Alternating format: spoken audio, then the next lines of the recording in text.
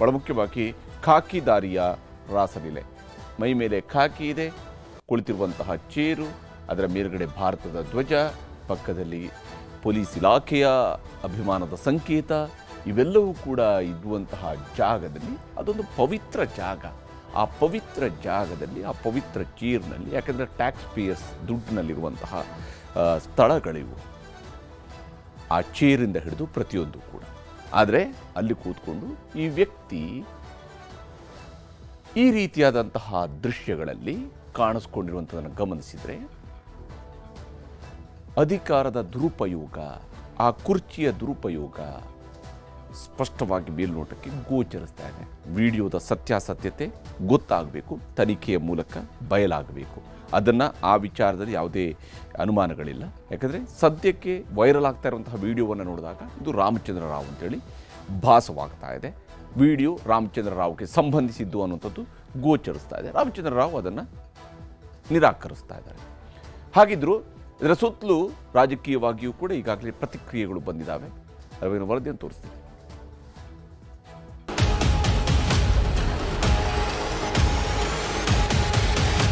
ಅಲ್ಲೇದಂದರೆ ಈಗ ಅದು 8 ವರ್ಷ ಹಿಂದೆ ಇದ್ದೇನೆ ನಾನು ಅಲ್ಲಿ ಬೆಲ್ಗಾಮಲ್ಲಿ. ಇದು ನಮಗೆ ಶಾಕಿಂಗ್, ಇಟ್ಸ್ ಆಲ್ ಫ್ಯಾಬ್ರಿಕೇಟೆಡು, ಸುಳ್ಳು ಇದು. ಆ ವಿಡಿಯೋ ಎಲ್ಲ ಸುಳ್ಳು ಅಂತ ಅನ್ಕೊಂಡು ರಾಜ್ಯದ ತುಂಬೆಲ್ಲ ಈಗ ಬರೀ ಗಿಲ್ಲಿಯದ್ದೇ ಹವ. ಆದ್ರೆ ಇವತ್ತು ಒಂದ್ ಕಡೆ ಗಿಲ್ಲಿ ಸಂಭ್ರಮಾಚರಣೆ ಜೋರಾಗಿ ನಡೆಯುತ್ತಿದ್ರೆ, ಇನ್ನೊಂದು ಕಡೆ ಒಂದೊಂದೇ ಆ ವಿಡಿಯೋಗಳು ವೈರಲ್ ಆಗಿದ್ವು. ಇಡೀ ರಾಜ್ಯಾದ್ಯಂತ ಸಂಚಲನ ಎಬ್ಬಿಸಿದ್ವು ಆ 3 ವಿಡಿಯೋಗಳು. ಉನ್ನತ ಸ್ಥಾನದಲ್ಲಿರುವ ಒಬ್ಬ IPS ಆಫೀಸರ್ ಖಾಕಿ ಹಾಕೊಂಡು ತನ್ನ ಕಚೇರಿಯಲ್ಲೇ ಕುಳಿತು ಮಾಡ್ತಿರೋ ಈ ಕೆಲಸಕ್ಕೆ ಇಡೀ ನಾಗರಿಕ ಸಮಾಜ ಛೀಮಾರಿ ಹಾಕಿದೆ. ಮಹಿಳೆಯರಿಗೆ ನ್ಯಾಯ ರಕ್ಷಣೆ ಕೊಡಿಸುವ ಪೊಲೀಸ್ ಅಧಿಕಾರಿಯೇ ಒಂದಲ್ಲ ಎರಡಲ್ಲ, ಬೇರೆ ಬೇರೆ ಮಹಿಳೆಯೊಂದಿಗೆ, ಅದು ಕೂಡ ತಾನು ಕೆಲಸ ಮಾಡೋ ಆಫೀಸ್ನಲ್ಲೇ ಮಾಡಿರೋ ಈ ಕೆಲಸ ನಿಜಕ್ಕೂ ತಲೆ ತಗ್ಗಿಸುವಂಥದ್ದು.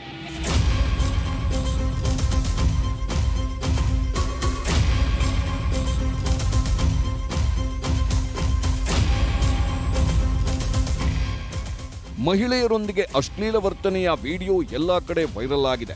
ಕೆಲಸ ಮಾಡೋ ಚೇರ್ ಮೇಲೆ ಕೂತು ಮಹಿಳೆಯರಿಗೆ ಮುತ್ತು ಕೊಟ್ಟ ವಿಡಿಯೋ ವೈರಲ್ ಆಗಿದೆ.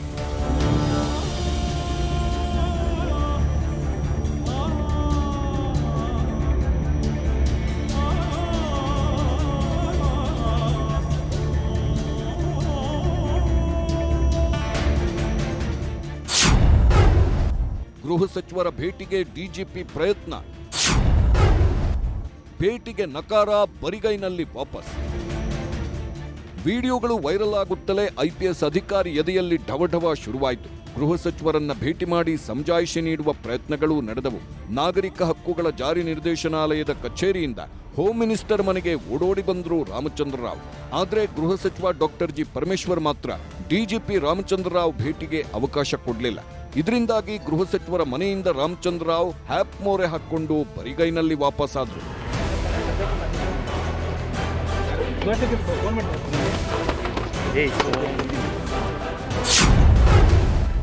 8 ವರ್ಷದ ಹಳೆ ವಿಡಿಯೋ ಶಾಕ್ ಆಗಿದೆ.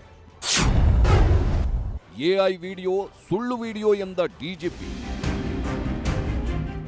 ಗೃಹ ಸಚಿವ ಪರಮೇಶ್ವರ್ ಭೇಟಿ ಸಾಧ್ಯವಾಗದೆ ವಾಪಸ್ ಹೋಗುವಾಗ ವಿಡಿಯೋ ಸತ್ಯಾಸತ್ಯತೆ ಬಗ್ಗೆಯೇ ರಾಮಚಂದ್ರ ರಾವ್ ಸಂಶಯ ವ್ಯಕ್ತಪಡಿಸಿದ್ರು. ಈ ಕಾಲದಲ್ಲಿ ಏನು ಬೇಕಾದರೂ ಮಾಡಬಹುದಲ್ವಾ, 8 ವರ್ಷದ ಹಿಂದೆ ಬೆಳಗಾವಿಯಲ್ಲಿದ್ದಾಗ ಮಾಡಿರೋ ವಿಡಿಯೋ ಅದು ಎಂದ್ರು. ಆದರೂ ಅದೊಂದು ಫ್ಯಾಬ್ರಿಕೇಟ್ ವಿಡಿಯೋ, ಸುಳ್ಳು ವಿಡಿಯೋ ಅಂದ್ರು. ಇದ್ರ ಬಗ್ಗೆ ನಮಗೇನು ಐಡಿಯಾ. ಹಳೆ ವಿಡಿಯೋ ಇದು ಅಂತ ಹೇಳ್ತಾ ಇರುವಂಥದ್ದು. ಅದು ಹಳೇದಂದ್ರೆ ಈಗ ಅದು 8 ವರ್ಷ ಹಿಂದೆ ಇದ್ದೇನೆ ನಾನು ಅಲ್ಲಿ ಬೆಲ್ಗಾಮಲ್ಲಿ. ನೋಡೋಣ, ಅದ್ರ ಬಗ್ಗೆ ನಾವು ಅಡ್ವೊಕೇಟ್ ಮಾತಾಡಿ ನಾವು ಇದು ಕ್ರಮ ತಗೊಳ್ತೀವಿ. ಇದು ನಮಗೆ ಶಾಕಿಂಗ್, ಇಟ್ಸ್ ಆಲ್ ಫ್ಯಾಬ್ರಿಕೇಟೆಡ್, ಸುಳ್ಳು ಇದು. ಆ ವಿಡಿಯೋ ಎಲ್ಲ ಸುಳ್ಳು ಅಂತ ಅನ್ಕೊಂಡು. ನಿಮ್ ಸುಳಿವೇನಾದ್ರೂ ಇತ್ತಾ ಸರ್ ಇದ್ರ ಬಗ್ಗೆ ನಮಗೇನು ಐಡಿಯಾ ಇಲ್ಲ, ಗೊತ್ತಿಲ್ಲ ಆಗಿದ್ರೆ ನನಗೆ ಗೊತ್ತಾಗಲ್ಲ. ಇದ್ರ ಬಗ್ಗೆ ತನಿಖೆ ಆಗ್ಬೇಕಂತೀರಾ? ತನಿಖೆ ಆಗ್ಬೇಕು. ಇಲ್ಲ, ಈ ತರ ಸುಳ್ಳು ಮಾಹಿತಿ ಹಬ್ಸ್ತಾ ಇದ್ರು, ಅದು ಇದ್ರ ಬಗ್ಗೆ. ಹೀಗೆ ಹೇಳುತ್ತಲೇ 10 ದಿನಗಳ ರಜೆ ಮೇಲೆ ತೆರಳಿದ್ರು ರಾಮಚಂದ್ರ ರಾವ್. ಸದ್ಯ ಯಾರ ಕರೆಗಳನ್ನು ಸ್ವೀಕರಿಸುತ್ತಿಲ್ಲ. 10 ದಿನಗಳ ಕಾಲ ಕಚೇರಿಗೆ ಗೈರಾಗುವ ಬಗ್ಗೆ ಕಚೇರಿ ಸಿಬ್ಬಂದಿಗೆ ಮಾಹಿತಿ ಮುಟ್ಟಿಸಿ ರಹಸ್ಯ ಸ್ಥಳ ಸೇರಿಕೊಂಡಿದ್ದಾರೆ. ಆ ರಹಸ್ಯ ಸ್ಥಳದಿಂದಲೇ ಕಾನೂನಾತ್ಮಕ ಹೋರಾಟದ ಬಗ್ಗೆ ಚರ್ಚೆ ಮಾಡುತ್ತಿದ್ದಾರೆ. ಸೈಬರ್ ಠಾಣೆಯಲ್ಲಿ ದೂರು ಕೊಡೋ ಬಗ್ಗೆ ವಕೀಲರೊಂದಿಗೆ ಚರ್ಚಿಸಿ ಕಾನೂನು ಹೋರಾಟಕ್ಕೆ ಸಜ್ಜಾಗ್ತಿದ್ದಾರೆ. ಇದೇನಾದ್ರೂ ಮಾರ್ಫಿಂಗ್ ವಿಡಿಯೋ ಆಗಿರ್ಬೋದು ಅಥವಾ ಜನರೇಟೆಡ್ ವಿಡಿಯೋ ಆಗಿದ್ದಂತಹ ವೇಳೆಯಲ್ಲಿ ಕಾನೂನಾತ್ಮಕವಾಗಿ ಹೋರಾಟ ಮಾಡೋದಕ್ಕೊಂದು ಅವಕಾಶ ಕೂಡ ಇರುತ್ತೆ. ಜೊತೆಗೆ ಸೈಬರ್ ಕ್ರೈಮ್ ಪೊಲೀಸರಿಗೂ ಕೂಡ ಅಷ್ಟೇ ಒಂದು ದೂರನ್ನ ಕೊಡಬೇಕಾಗಿರುತ್ತೆ. ಅದರ ಸನ್ವಯವಾಗಿ FIR ರಿಜಿಸ್ಟರ್ ಆಗಬೇಕಾಗುತ್ತೆ. ತದನಂತರ ಅದು ಯಾವ ಮೂಲ ಮೊಬೈಲ್ ಅಲ್ಲಿ ರೆಕಾರ್ಡ್ ಆಗಿದೆ ಅಥವಾ ಯಾವ್ದಾದ್ರೂ ಜನರೇಟೆಡ್ ವಿಡಿಯೋ ಆಗಿ ಯಾವ ಮೊಬೈಲ್ ಯಾವ ಸಿಸ್ಟಮ್ ನಲ್ಲಿ ಅದನ್ನ ಮಾಡಲಾಗಿದೆ ಅನ್ನುವಂಥದ್ದನ್ನು ಕೂಡ ಇನ್ವೆಸ್ಟಿಗೇಷನ್ ಮಾಡಬೇಕಾಗಿರುತ್ತೆ. ಆದ್ರೆ ಇಲ್ಲಿ ಎರಡೂ ರೀತಿಯಲ್ಲೂ ಕೂಡ ಅಷ್ಟೇ ಒಂದಷ್ಟು ಗೊಂದಲಗಳು ಉಂಟಾಗ್ತಿರುವಂತದ್ದು. ರಾಮಚಂದ್ರ ರಾವ್ ಅವರು ಮಾಧ್ಯಮದ ಮುಂದೆ ಹೇಳಿಕೆ ಕೊಟ್ಟಂತ ವೇಳೆಯಲ್ಲಿ 8 ವರ್ಷಗಳ ಹಿಂದಿನ ವಿಡಿಯೋ ಅನ್ನೋಂಥ ವಿಚಾರವನ್ನು ಕೂಡ ಹೇಳ್ತಾರೆ. ಜೊತೆಗೆ ಅವರೇ ಹೇಳ್ತಾರೆ AI ವಿಡಿಯೋ ಅಂತ ಕೂಡ ಅವರು ಒಂದು ರೀತಿ ಗೊಂದಲದ ರೀತಿ ಅಂತ ಹೇಳಿಕೆಯನ್ನ ಕೊಡ್ತಿದ್ರೆ ಸರ್ಕಾರ ಕೂಡ ಇದನ್ನ ಬಹಳ ಸೀರಿಯಸ್ ಆಗಿ ತಗೊಂಡ್ಕೊಂಡಿರುವಂತದ್ದು. ರಾಮಚಂದ್ರ ರಾವ್ ವಿಡಿಯೋ ಸಮೇತ ಸಿಎಂ ಕಚೇರಿಗೆ ಮಾಹಿತಿ. ಇಲಾಖಾ ತನಿಖೆ ಶಿಸ್ತು ಕ್ರಮಕ್ಕೆ ಸಿಎಂ ಸೂಚನೆ. ರಾಮಚಂದ್ರ ರಾವ್ ರಾಸಲೀಲೆ ವೈರಲ್ ಆಗುತ್ತಲೇ ಸಿಎಂ ಕಚೇರಿ ಅಲರ್ಟ್ ಆಗಿದೆ. ವಿಡಿಯೋ ಸಮೇತ ಸಿಎಂ ಕಚೇರಿಗೆ ಮಾಹಿತಿ ರವಾನೆ ಮಾಡಲಾಗಿದೆ. ರಾಮಚಂದ್ರ ರಾವ್ ವಿರುದ್ಧ ಇಲಾಖಾ ತನಿಖೆ ನಡೆಸಿ ಶಿಸ್ತು ಕ್ರಮ ಕೈಗೊಳ್ಳುವಂತೆ ಸಿಎಂ ಸೂಚಿಸಿದ್ದಾರೆ. ಈಗ ನಾವು ಅದ್ರ ಬಗ್ಗೆ ವಿಚಾರಣೆ ಮಾಡಿಸ್ತೀವಿ. ನನಗೆ ಬೆಳಿಗ್ಗೆ ಗೊತ್ತಾಯ್ತು, ಆಮೇಲೆ ಅವ್ರ ಮೇಲೆ ಶಿಸ್ತಿನ ಕ್ರಮ ತಗೋತೀವಿ, ಶಿಸ್ತು ಕ್ರಮ ಜರುಗಿಸ್ತೀವಿ. ಎಷ್ಟೇ ಎತ್ತರದ ಅಧಿಕಾರಿ ಆದರೂ ಕೂಡ ಕಾನೂನಿಗಿಂತ ಯಾರೂ ದೊಡ್ಡವರಲ್ಲ. ಅವ್ರ ಮೇಲೆ ಶಿಸ್ತಿನ ಕ್ರಮ ತಗೊಳ್ತಕ್ಕಂಥ ಕೆಲಸವನ್ನು ಮಾಡ್ತೀವಿ. ಅದನ್ನು ವಿಚಾರಣೆ ಮಾಡಿ ಆಮೇಲೆ ಕ್ರಮ ತಗೋತೀವಿ.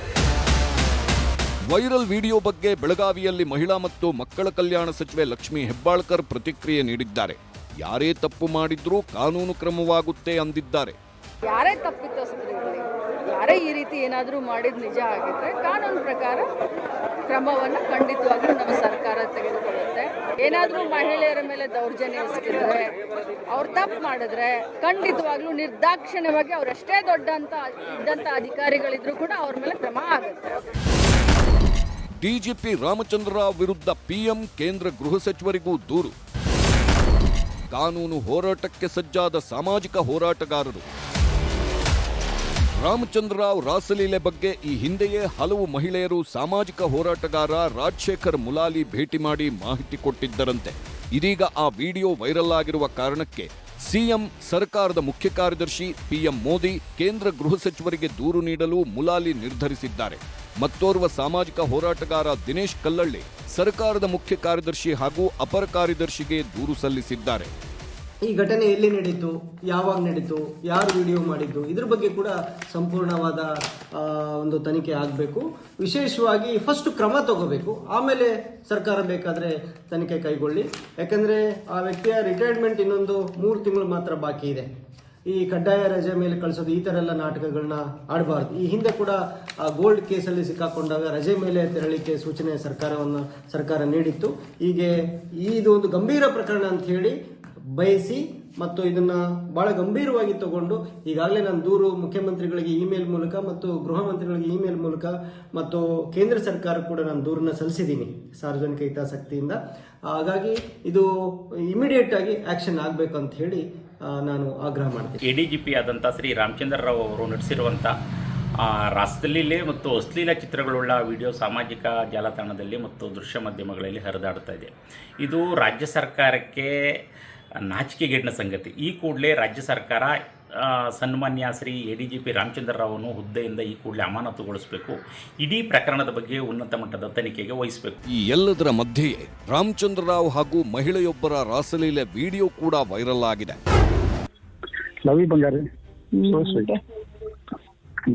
ನಿಮ್ ಫೋನ್ ರಿಸೀವ್ ಮಾಡ್ಲಿಲ್ಲ ಅಂದ್ರೆ ಬೇಜಾರಾಗ್ಬಿಡುತ್ತೆ ನಂಗೆ. ಏನ್ ಮಾಡ್ತದೆ? ಟಿಫಿನ್ ಎಲ್ಲ ಆಯ್ತಾ? ಇನ್ನ ಇಲ್ಲ ರೀ, ನಿಮ್ ಜೊತೆ ಮಾತಾಡಿದ್ಮ್ಯಾಗೆ ಟಿಫನ್ ಮಾಡೋಣ ಅಂತ. ನೋಡಪ್ಪ ಟಿಕೆ ಏನಂತ ಹೇಳ್ಬಾರ್ದು ಮತ್ತೆ. ಹಲೋ ಹೇಳಿ. ಧಾರವಾಡ ಯಾವಾಗ ಶಿಫ್ಟಿಂಗ್? ಅದೇ ಧಾರವಾಡದಲ್ಲೇ ಈಗ ಇವಾಗ ಇದು ಮಾಡ್ತಾ ಇದ್ದೀವ್ರಿ, ಶಿಫ್ಟ್ ಮಾಡ್ಬೇಕಂತ. ಅದ್ರ ನಿಮ್ ಬಿಟ್ಟು ಹೋಗಕ್ ಮನ್ಸೇ ಬರ್ತಾ ಇಲ್ಲ ನನಗಂತೂ. ಹೌದು ಬಂಗಾಳಿ, ಸುಮ್ಮನೆ ಹಂಗೆ ಹೋಗ್ಬಿಟ್ಟು ನಮ್ಗೆ ಅಲ್ಲಿ ಇಷ್ಟು ಕ್ಲೋಸ್ ಆಗ್ಬಿಟ್ಟು ತುಂಬಾ ಇದಾಗ್ತಾ ಇದೆ. IPS ಅಧಿಕಾರಿಗಳ ರಾಸಲೀಲೆ ಇದೀಗ ಜಗಜ್ಜಾಹೀರಾಗಿದೆ. ಸಿಎಂ ಕಚೇರಿಗೂ ಮಾಹಿತಿ ಸಿಕ್ಕಿದೆ. ಹೋಮ್ ಮಿನಿಸ್ಟರ್ ಏನ್ ಮಾಡ್ತಾರೆ ಅನ್ನೋದು ಕುತೂಹಲ ಮೂಡಿಸಿದೆ. Bureau report, news 18. ಈ ಆರೋಪ ಒಂದು ಕಡೆ, ವಿಡಿಯೋ ಅದು ಕೊಡ್ತಾ ಇರುವಂತಹ ಸಾಕ್ಷ್ಯ ಒಂದು ಕಡೆ, ಹಾಗೆಯೇ ಆಡಿಯೋ ಅದರ ಸಾಕ್ಷ್ಯ ಮತ್ತೊಂದು ಕಡೆ, ಇವೆಲ್ಲವೂ ಕೂಡ ಈಗಾಗಲೇ ವೈರಲ್ ಆಗ್ತಾ ಇದ್ದಾವೆ. ಆದರೆ ಇದರ ಸತ್ಯಾಸತ್ಯತೆ ಹೊರ ಬರಲೇಬೇಕು, ತನಿಖೆ ನಡೆಸಲೇಬೇಕು. ಹಾಗೆಯೇ ಈ ಅಧಿಕಾರಿಯ ವಿರುದ್ಧ ಕ್ರಮವನ್ನು ಕೈಗೊಳ್ಳಬೇಕಾಗಿರುವಂಥದ್ದು ಕೂಡ ಸರ್ಕಾರದ ಜವಾಬ್ದಾರಿ ಆಗುತ್ತೆ. ಯಾವ ಸ್ವರೂಪದಲ್ಲಿ ಸರ್ಕಾರ ಇದರ ಬಗ್ಗೆ ಕ್ರಮಗಳನ್ನು ಕೈಗೊಳ್ಳುತ್ತೆ ಅಂತ ನೋಡಬೇಕು. ಯಾಕಂದರೆ ಒಬ್ಬ ಸರ್ಕಾರಿ ಅಧಿಕಾರಿ, ಒಬ್ಬ ಪೊಲೀಸ್ ಅಧಿಕಾರಿ, ಅದು ಹಿರಿಯ ಗ್ರೇಡ್ನಲ್ಲಿರುವಂತಹ, ಅತ್ಯಂತ ಹಿರಿಯ ಗ್ರೇಡ್ನಲ್ಲಿರ್ತಕ್ಕಂತಹ ಅಧಿಕಾರಿ ಈ ರೀತಿಯಂತಹ ಕೃತ್ಯದಲ್ಲಿ ತೊಡಗಿದ್ದಾರೆ ಅನ್ನುವಂತಹ ವಿಡಿಯೋ ಇದೆಯಲ್ಲ, ಇದು ನಿಜಕ್ಕೂ ಕೂಡ ಅವಮಾನಕರವಾಗಿರುವಂಥದ್ದು. ಇದ್ರ ವಿರುದ್ಧ ಏನು ಕ್ರಮವನ್ನು ಸರ್ಕಾರ ಕೈಗೊಳ್ಳುತ್ತೆ ಅನ್ನೋದನ್ನು ನೋಡಬೇಕಿದೆ.